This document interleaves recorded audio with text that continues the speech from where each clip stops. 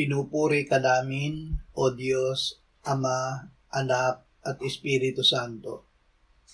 Salamat, Ama, na ibinigay mo sa amin si Jesus na iyong anak, na nabatay para sa aming kasalanan, iyong muling binuhay, iniakyat at iniluklok sa iyong kanan sa langit.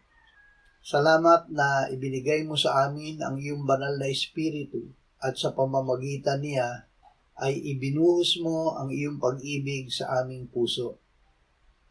Salamat, Ama, na tiyak na ang iyong kabutihan at kaawaan ay susunod sa amin sa lahat ng araw ng aming buhay, at kami maninirahan sa iyong bahay magpakailanman. Amen.